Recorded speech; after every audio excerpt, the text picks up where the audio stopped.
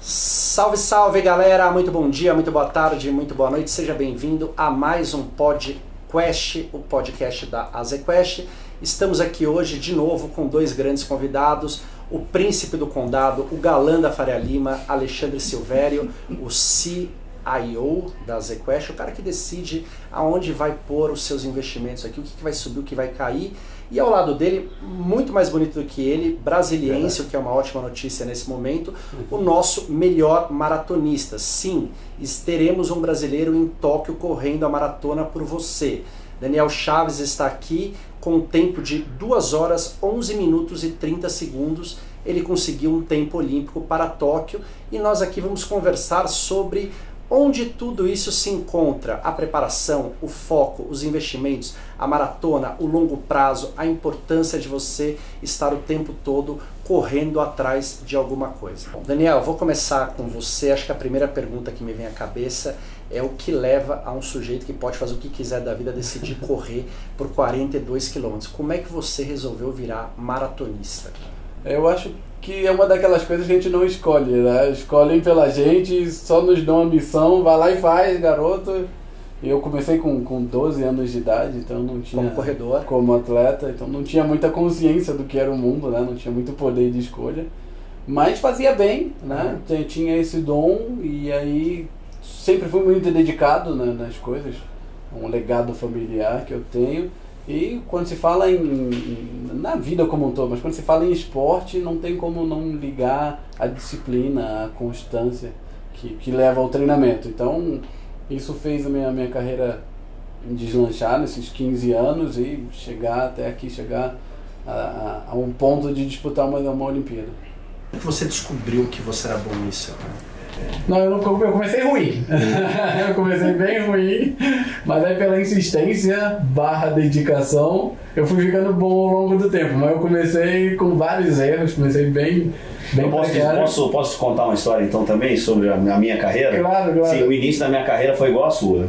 Assim, eu também, assim, meus fundos normalmente não eram muito bem qualificados, não estavam muito estrelados. E assim, ao longo do tempo, com muita dedicação, as coisas vão andando. Então assim, eu acredito que a gente tem mais coisa em comum do que as pessoas imaginam. Exato. E assim, na vida, né? Acho que a vida como um todo é assim. Na minha carreira, como é um fundo, como são as ações, como quem está começando a investir também, né? Acho que todo mundo comete seus erros, mas aprende com isso. E isso a gente chama de vida, né? Acho que isso é viver. Você nem sempre foi maratonista, você era corredor antes. Isso. Eu corria provas de menores distâncias, porque é o cronograma que se faz normalmente, naturalmente. Comecei com provas de 5 mil metros na pista, 10 mil metros. Sou recordista brasileiro, sub-23 até hoje, uma marca expressiva. Fui o melhor do país durante anos nessas provas menores. Tenho recordes desde a época de juvenil. Fui o último brasileiro até 18 anos, aí é um campeonato mundial, que já faz mais de 10, 12 anos. Então, eu venho das provas menores, fiz a inserção na maratona no final de 2018, com bastante êxito até. E na minha segunda maratona, consegui o índice olímpico, que foi esse ano, e na Maratona de Londres. 2 horas, 11 minutos e 10 segundos. E 10 segundos. Exato. Você não esquece esse número nunca mais, né? Não, tá marcado, falta tatuar ainda. Minha mãe ainda não deixou. Mas vai ser uma coisa que está tatuado na memória, na minha alma. Eu fui realmente é um marco na minha carreira, um marco na minha vida.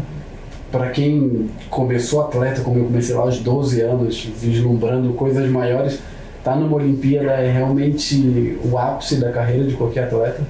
1% da população mundial vai aos Jogos Olímpicos de sempre, sabe? Então, é seleto. Uma coisa legal que você comentou comigo uma vez é que na Olimpíada só vão realmente os melhores. Ao contrário das maratonas famosas, maratonas de Nova York, a própria maratona de Londres, onde várias equipes se inscrevem, na maratona da Olimpíada são apenas poucos atletas, né? Isso é muito legal e aumenta a chance até mesmo de alguma... De medalha, né? São 80 atletas na maratona, são 80 melhores no mundo, 3 atletas por cada nação. Então isso realmente aumenta as chances, a prova se torna diferente e assim, o nível é altíssimo. São os 80 melhores do mundo mesmo, é creme de la creme, disputando 3 medalhas. Agora, enquanto a gente está conversando aqui, o nosso amigo que está ouvindo em podcast, aqui na Faria Lima eles andam de patinete, né? Eles estão andando e o cara tá pensando assim, cara, correr qualquer um corre. Você abre a porta, sai correndo e uma hora você chega lá. Obviamente é uma grande bobagem. Conta que tipo de preparação você faz, física, esportiva, mental, para você conseguir correr uma maratona nesse tempo. Você está bem informado. Legal. Realmente são anos, né? Não, a minha trajetória normalmente não começa, principalmente para correr uma maratona, que é desgastante, demanda experiência, demanda muito do físico e muito do mental, então são mais de 15 anos de carreira, como eu mencionei. Minha preparação física veio durante esses 15 anos se aprimorando, veio cada vez mais incrementando, né? Colocando novos elementos para que eu chegasse aqui hoje. Então são 7 dias de treinamento na semana. Todo dia tem treino? Todo dia tem treino. De segunda a sexta são 2 treinos diários. De manhã e no final da tarde eu tenho um treino.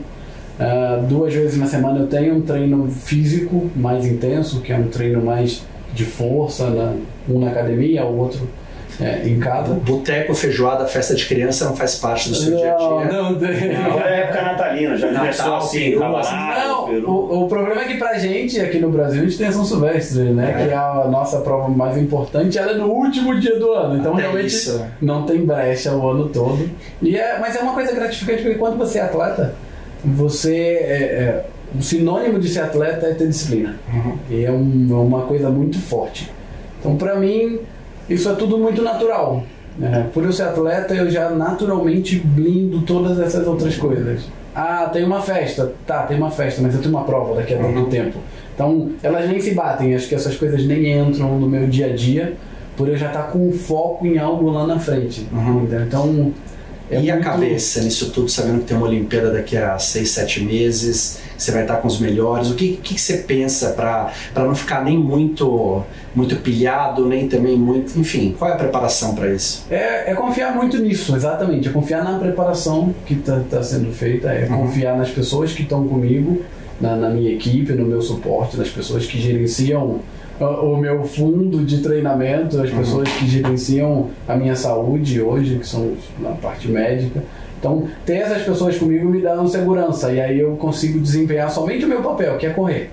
Então eu fico muito tranquilo. Hoje eu tenho patrocinadores que acreditam nessa história, nessa trajetória, me dão suporte financeiro, me dão o suporte técnico, né? Que eu consiga manter uma equipe técnica também através desse. Tem uma equipe por trás disso. Tem que ter uma equipe e para eu poder desempenhar o meu papel. Então isso me dá muita segurança. Hoje para mim é muito natural, e como correr desde os 12 anos de idade é muito natural. Então eu focar nisso só de correr para mim é muito Silvério, muita coisa em comum, né? Tem que ter uma equipe por trás em todo fundo de investimento. Tem uma equipe por trás que ajuda a decidir, tem uma preparação, muita coisa para ler, muita coisa para estudar, tem um pouco de cabeça, né? Também de absorver que todo dia tem CDI, que tem meses que os fundos vão mal, e também não se deixar levar pelos meses onde você arrebenta. Foco, quem mais tem? Longo prazo, né? Um investimento em longo prazo. Você poderia ser maratonista, mas não, definitivamente resolveu vir pro fundo. No máximo eu jogo um tênis e mais do que isso eu não consigo. Cara, nunca consegui correr, na verdade. Acho que seria legal você contar para as pessoas que elas não têm muita ideia qual é a preparação. Quando a gente olha a cota no dia 31 do mês e fala, o fundo deu 130 do CDI, ótimo. Ninguém tem ideia do que aconteceu nesse mês para aquele 130, né? Eu acho assim, tem muita coisa parecida com o Daniel, com a preparação que ele acabou de descrever. Quando a ZQuest procurou o Daniel e a gente patrocinou, começou essa ideia do patrocínio, é muito no sentido de algo que a gente vem falando aqui dentro há muito tempo, de que investimento não é uma corrida de 100 metros, é uma maratona. Quando está da preparação, né, e o produto final, uma marca expressiva, como as marcas do Daniel, a rentabilidade de um determinado fundo, acho que o que vem antes, o processo, e ele falou de uma palavra que eu repito muito com o meu time, né, que é a questão da disciplina. Se você tiver um bom processo de investimento, tem meio caminho andado para entregar um bom resultado. Se você tiver boas pessoas, também é uma parte desse caminho. Mas se isso não estiver extremamente combinado e com muita disciplina, vai ser muito difícil chegar aos resultados esperados, atingir a rentabilidade target dos fundos, né? Nesse sentido, o processo de preparação que ele acaba tendo com equipe completa, com muita preparação do ponto de vista psicológico, traz muita semelhança, porque a gente não chega aqui de manhã cedo, não sai correndo pela Faria, como você falou, e simplesmente olha para uma tela ou algumas telas de computador e toma as decisões. Costumo dizer que ao longo da minha carreira, nesses últimos 25 anos, o mercado mudou bastante. E o que me anima todo dia, na verdade, a fazer o que eu faço, a minha equipe, a continuar buscando as melhores oportunidades de investimento, é a nossa capacidade de aprender, de continuar buscando as informações e principalmente de olhar para o mundo e buscar as melhores oportunidades. Então, é quase 24/7 também, no sentido de que assim, no fim de semana pode sair uma notícia, pode acontecer algum fato inesperado e a gente tem que estar se atualizando o tempo inteiro para saber as consequências daquilo no nosso cenário econômico, no resultado de uma empresa. Então, a preparação dentro de um processo em equipe e disciplinado também é fundamental. Eu acho que vocês dois têm uma outra coisa em comum, que, por exemplo, já não acontece na minha, né? Eu vou para a CBN fazer um programa de rádio. O programa ele tem que ser bom, ele não tem que ser melhor do que algum outro programa de algum outro lugar ou que eu fiz. Eu tenho que fazer um programa bom. Vocês concorrem. Não adianta você fazer ter uma boa rentabilidade se todo mundo estiver acima disso. Não adianta você fazer em 2h11 se todo mundo fizer em 2h09, né? Então, acho que isso, além, tem uma pressão extra, né, que é o fato de você ter concorrência o tempo todo, e acho que talvez o que diferencie as coisas que dão certo ou erradas é em como é que vocês lidam quando não dá certo, né? Como é que você chega aqui no dia 1º, quando o fundo foi mal no mês anterior, como é que você se prepara para a próxima corrida, depois de ter feito em 2h32 uma maratona? O que a derrota te ajudou a trazer aonde você está hoje? Eu nem pontuo a derrota, né? Acho que a minha carreira, ou a carreira de qualquer atleta, é feita de uma sucessão de insucessos, né? Eu costumo dizer que 70% dos meus dias são ruins, mas é isso que me faz bom. Né? Por querer ter um dia melhor, acreditar no processo, saber que aquilo ali é normal e saber que é um processo. Né? Que você vai ter outros dias ruins e você precisa aproveitar os dias bons durante esse caminho. Mas a carreira de qualquer pessoa, como a vida, né? O que importa é quando você se levanta no outro dia, depois de ter tido um dia ruim. O sucesso é esse, você levantou a cabeça, foi lá e fez outro treino. Não foi bom, você continua tentando na próxima vez, porque assim, você vai ter um dia bom, sabe? É aquilo, né? É um dia bom para cada 30, 40 ruins. Mas é isso que é o sucesso. É você se reerguer após a derrota. Esse é o... Como é o dia 1 depois de um mês com ele? Eu acho tem pontos aqui realmente muito semelhantes. Agora, existem os dias ruins. A gente volta para casa muito abatido normalmente. A família acaba sofrendo um pouco, né? Porque tem aquele mau humor. Agora, assim como nos treinos, a gente sabe que o dia seguinte a gente vai estar aqui de novo. E a gente precisa aprender com aquilo, né? Não foi nenhuma nem duas vezes. Ele falou que tem 70, 30. A gente costuma dizer no mundo de investimentos que se você acertar 60% do tempo e errar 40% do tempo, assim, você vai ser um dos maiores gestores do mundo. Ou seja, a margem entre o acerto e o erro é pequena. Você tem que aprender ao longo da sua vida de investidor em geral, tá? E aqui a gente não está falando só de gestores de fundo, não. Qualquer investidor em geral que esteja iniciando na sua diversificação de investimentos e tudo, ele tem que saber controlar as suas perdas. Então, é muito importante saber conviver com as perdas, saber aprender com as perdas, mas ele também tem que minimizar essas perdas. Tradicional perder pequeno e ganhar grande. Exatamente. Né? Então, se ao longo do tempo você ganhar um pouquinho mais do que você perde, ou seja, fazer um pouquinho de dias melhores do que outros, mas quando você ganhar, você realmente ganhar mais do que quando você perde. Esse aí é o segredo do retorno acumulado ao longo do tempo. E no que a gente faz, isso é muito, muito importante. Porque quando você constrói a performance de longo prazo de um fundo, na prática é evitando o que a gente chama de drawdown, que são as quedas grandes nas cotas, é que vai fazer com que você consiga superar as suas metas de rentabilidade, os seus objetivos de retorno. Agora, vão ocorrer os erros. Você tem que aprender com esses erros e seguir em frente, né? Exatamente isso que remete a uma Olimpíada, por exemplo. São 4 anos. Né? Se durante esses 4 anos você perder menos e ganhar um pouco mais, é isso que você acabou de dizer, durante esse período longo de tempo, que é um período também que eu acredito que o investimento necessita para ser rentável, né? Na maratona também é a mesma coisa, são 4 anos para uma Olimpíada, e aí o que você fez durante esse período vai dizer se você vai ganhar uma medalha ou não. Quando começa uma maratona, quando começa a prova, qualquer maratona que você corre, em que momento, tem algum momento que você saca que hoje é seu dia, ou que hoje não está com cara que vai ser seu dia, ou isso muda muito porque a prova é longa? Não sei, o que pode te ajudar ou te atrapalhar durante uma maratona que a gente nem imagina? Hoje, para quem se prepara bem, o dia D ele é pequeno, sabe? O foco está realmente na preparação. Na preparação você sabe, na última semana de treino você chegou e falou assim, cara, eu olho para trás, eu fiz tudo legal, eu tive realmente dias bons, dias ruins, mas o saldo foi positivo, então esse dia eu estou preparado, eu estou confiante que hoje vai ser. E aí você tira essa confiança. Mas durante a prova tem suas variáveis também. Tem o frio, calor, vento. Pode estar ventando do nada. Em Londres esse ano, por exemplo, no sábado, uma ventania e todo mundo morrendo de medo, eu particularmente. E aí chegou no dia da prova... O Campeonato Mundial desse ano foi feito... Em Doha, meia-noite a prova, largou às 11h59 da noite com 32 graus. E umidade elevadíssima, quase 85% de umidade. Foi uma coisa... Até mudaram agora, a sede das Olimpíadas é Tóquio, mas a maratona vai para o norte, para uma cidade chamada Sapporo, porque o clima vai ser melhor que em Tóquio vai estar um pouco mais quente, e aí ficaram com medo disso. Então, o dia tem a sua variável, mas com o treinamento, como você já passou por muita coisa, você precisa estar preparado para aquilo ali.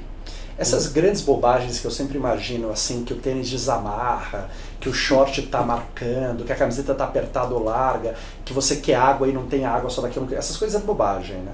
São bobagens. Acontecem com o investidor inexperiente, acontece com o corredor inexperiente, o corredor amador. Mas pra gente que se preparou tanto tempo, eu dou 10 nós no meu sapato para poder não ter esse perigo, porque eu sei que pode acontecer. Né? Você não está livre disso, então eu vou me preparar. Eu vou me precaver para que isso não aconteça no dia tão importante, né? Naquele momento. Então, a questão da água, você tem a hidratação e em cada 3, 4 quilômetros da prova você precisa só ficar atento para poder recorrer à sua própria hidratação. E treinar isso antes, né? Isso tudo é treinado.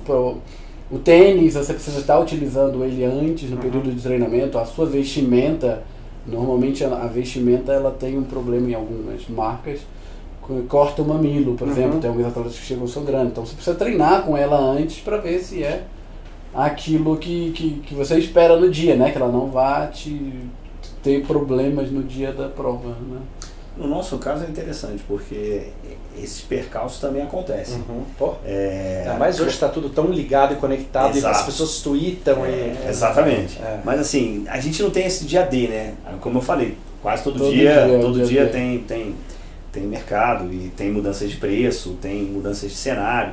Agora você tem que estar preparado, e talvez tentando fazer alguma relação, para coisas inesperadas. Então assim, é o que a gente chama de proteções da carteira, né? Surpresas que possam vir a acontecer no dia a dia, e que nós, através, assim, ao longo da existência do fundo, vai ter momentos em que ou o cenário está um pouco mais incerto, a gente vai precisar buscar uma proteção, ou o que a gente chama de hedge, né?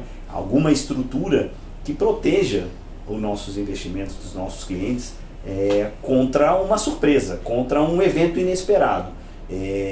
Mas às vezes acontece, tá, gente? A verdade é que... Bom, na maratona aconteceu com o Vanderlei, né? De aparecer aquele padre, né? Padre do nada ali que atrapalhou aquela maratona. Até em maratona essas coisas acontecem. Exato, a gente tá sujeito a todo tempo, né? Por fatores externos, né? Até que não pode estar preparado para tudo, mas, por exemplo, ele não estava preparado para receber um agarrão desse padre ali uma hora. Eu acredito que isso nos investimentos também, uma notícia, sem dúvida, né, do governo ou de alguma coisa, podem pegar vocês de surpresa. Vocês precisam... Só que o mais legal é como ele se reinventou ali nesse momento. Exatamente né? isso que eu ia comentar. Sim, o Vanderlei, essa história é muito famosa, né? Assim, então, acho que todo mundo lembra. Foi a Olimpíada de 2004 em Atenas. Estava liderando a maratona. Estava liderando, e uma pessoa entrou e segurou ele acabou perdendo um pouco de rendimento durante alguns quilômetros. Foi, né? Exato.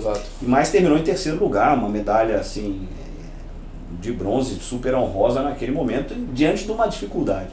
A gente também já passou por isso, e toda a carreira tem essas dificuldades, mas saber tirar daquele momento, mesmo que seja durante uma prova, ou mesmo que seja durante um período de investimento num determinado ativo, numa determinada ação, por exemplo, e a gente tem vários casos nesse sentido, a saber também como reagir, né?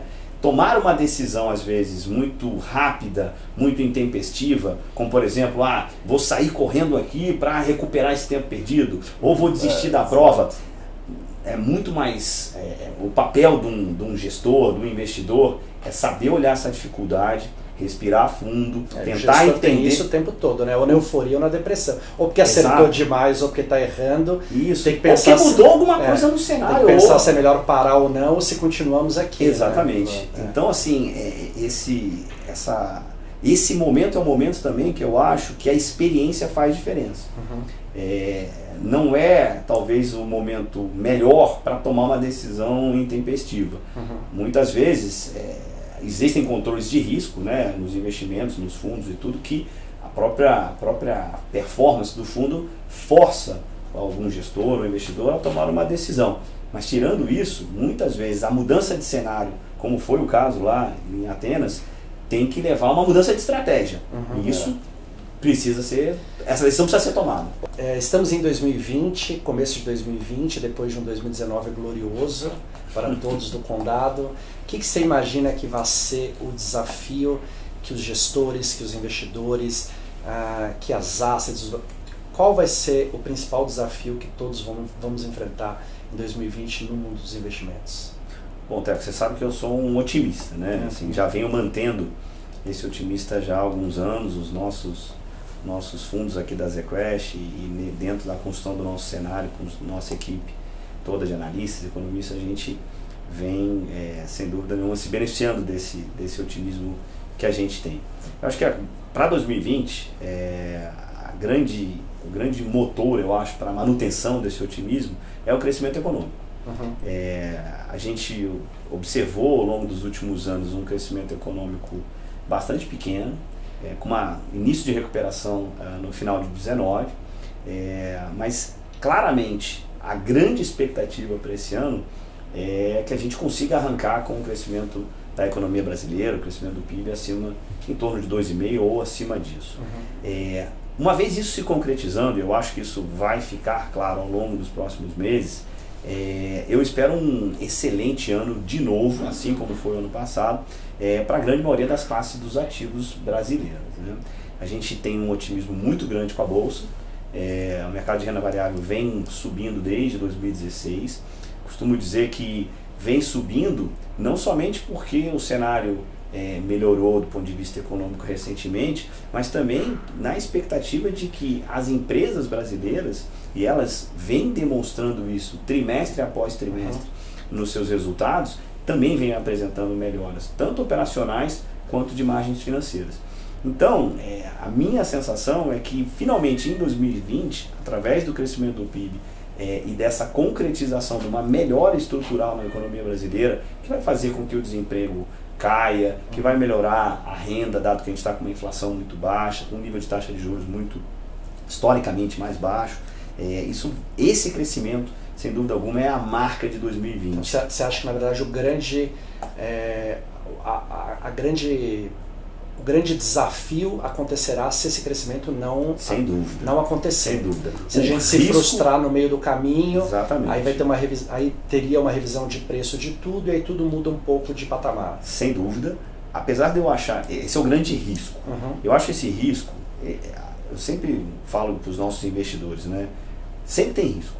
Assim, o risco será externo, sempre está lá presente, né? As incertezas em relação ao crescimento econômico global, a briga entre Estados Unidos e China. Para o mercado doméstico, e eu acho que é o principal risco, é esse risco. Mas eu pessoalmente acho que assim, a gente tem uma grande segurança de dizer que com uma pequena flutuação, as condições de contorno para que esse crescimento em torno de 2,5 aconteça estão colocadas. A gente não tem, assim, a não ser que haja, de novo, né? Lembrando o Vanderlei da maratona lá, algo inesperado. A não ser que o padre apareça, assim, as condições macroeconômicas e também microeconômicas por parte das empresas estão mais do que colocadas para um ano muito bom novamente. Tá. Daniel, acho que você começa 2020 olhando para o dia final da Olimpíada, que é o dia onde ocorre a maratona. O que você quer, o que você pretende fazer até lá de melhora, de desafio? O que ainda te incomoda na sua preparação, que você fala, pô, preciso fazer isso aqui de um outro jeito para melhorar tal coisa? Qual é o seu grande desafio até o dia? Bom, vou pegar carona nesse otimismo, né? Boa. Acho que o cenário está bem propício, como a economia deu uma melhorada esse ano. Para mim também, eu acompanhei isso na minha realidade, no meu cenário esportivo. Então, para esse ano eu espero realmente grandes coisas. Tenho muito a melhorar, acho que a gente tem ainda alguns detalhes a serem feitos para chegar... Na preparação. Exato, principalmente na preparação, mas o time está bem montado, e quando tem um time bem montado para gerir é o que eu friso muito, né? A gente sozinho realmente não vai a lugar nenhum, a gente precisa de pessoas com a gente. Então hoje eu estou bem seguro com o meu time, eu estou bem seguro com o meu fator externo, né? Que eu consigo controlar de repente a entrada desse padre. Então eu tô no meu cenário eu estou muito tranquilo. Hoje eu tenho uma capacidade econômica maior de gerir essa minha carreira, de gerir a minha preparação. Pretendo ficar fora do país um tempo para treinar realmente com atletas melhores que eu, né? Para não ficar só olhando, né, a grama do vizinho, mas a ir lá e ajudar ele a podar essa grama também, a cuidar dela. Então, treinando com atletas melhores, eu me torno melhor. Então, eu estou hoje dentro de um grupo com um treinador muito bom, que é um treinador novo nessa minha trajetória. E ele tem um grupo muito bom, então eu, dentro desses melhores, eu realmente vou me fazer melhor, eu vou poder... Você vai correr provas até a maratona? Tenho uma meia maratona na Espanha, em Barcelona, e tenho mais uma maratona, possivelmente Londres novamente, que é no final de abril. E aí, realmente competindo com os melhores do mundo, que é uma coisa que faz diferença, você se torna também algo... mais visível, você se torna mais respeitado quando você está no circuito mundial de grandes provas, como é Londres. Londres é uma das 6 maiores provas do mundo. Então, estando nessa maratona, largando no field de elite, aí as coisas já começam a olhar para você diferente, né? Já te respeitam como atleta. Você tem algum tempo para a Maratona de Tóquio que você idealiza, do tipo, olha, se dependesse de mim, eu gostaria de chegar...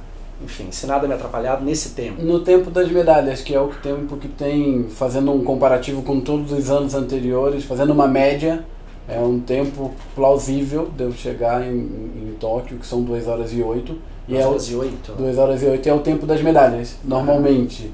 Então o medalhista olímpico faz em 2 horas e 8. 2 horas e 8, 2 horas e 9 é o tempo das medalhas e é o tempo que eu quero alcançar até Tóquio. 2, 3 minutos de uma medalha. De uma medalha. E lembrando que foi só a minha segunda maratona. Da primeira para a segunda eu tive um aumento, um incremento de 2 minutos, né? Eu melhorei meu tempo em 2 minutos. Então, como hoje o mundo me vê, né? Como a ZQuest também tem isso, né? Como o mercado enxerga a ZQuest. Então, como o mundo me vê hoje, como vê o Daniel hoje no cenário mundial. É um atleta promissor que veio de provas menores e que na sua segunda maratona apenas conseguiu um índice olímpico do índice mais forte de todos os tempos, que é para essa maratona de Tóquio, e com 80 vagas somente. Então eu sou tido no mundo todo como um atleta muito promissor, para não só de agora em Tóquio, mas sim em Paris está no meu auge. E a coisa a longo prazo funciona, novamente a gente tratando disso, né, de longo prazo, de estar colocando um pouquinho a cada momento da carreira. Então, para chegar em Paris no auge da performance e sim brigar por um recorde, brigar pelo recorde brasileiro, sul-americano, que é realmente tido como um dos mais fortes do mundo. Que legal. Pô, parabéns, né? Boa sorte. Pô, tô achando que dá, hein, Silvério? Tô achando que tá mais fácil ele pegar uma medalha do que a gente bater o CDI pra de eterno aqui. Olha, a gente tem muita confiança no Daniel. Acho que a nossa decisão de estar próximo a ele nesse... É para 2 ciclos olímpicos, né? Muito na linha da gente olhar para o longo prazo. Não é para Tóquio, é para Tóquio e Paris. Então, a gente tem muita confiança no Daniel, na história do Daniel, no que ele representa, nas semelhanças que a gente falou um pouco aqui sobre como a gente enxerga o mundo de investimentos e como é a vida de um atleta de elite de maratona. Então a gente está super otimista e estamos pronto para 2020. Né? Acho que a gente pode, esse aqui é o 4º podcast, né? 4º. A gente pode marcar lá pelo 11º, 12º, refazer esse papo com o Daniel, dessa vez com a presença da medalha. A gente está falando da Olimpíada em agosto, certo? Em agosto, então, dia assim, 9 de agosto. O crescimento já vai estar aparecendo. É isso. Assim, a bolsa já vai estar acima dos 125 mil pontos e medalha no peito. Talvez você até tenha pago o almoço que você está me devendo. Gente, essa foi a conversa. Acho que não tem como não acabá-la desejando boa sorte, torcendo. É uma energia muito boa. Eu senti a medalha aqui no meu peito em certo momento. Eu não sei, continuo sem saber o que leva alguém a correr tantos quilômetros, mas enfim, temos um maratonista aqui. Se você gostou, manda para os amigos, manda para os colegas. Se quiser ouvir os outros, o Silvério participou aqui do primeiro com o Guilherme Benchimol. A gente acertou aquela previsão, porque o Guilherme falou da possibilidade de IPO. E teve IPO. Então... A ZQuest é muito pé quente, cara. Isso é inegável, é muito pé quente. A minha carreira estava afundando, depois que eu vim fazer coisa com eles, decolou, cara. Depois vai acontecer com você também. Não, eu tô lisonjeado então de vir aqui, né? Antes das Olimpíadas, o que é bom, ótimo. Cenário, né? E vamos trabalhar para isso acontecer. Então é isso. Até o mês que vem. Se você gostou, manda para os amigos e ouve os anteriores que também foram bem legais. Até o mês que vem.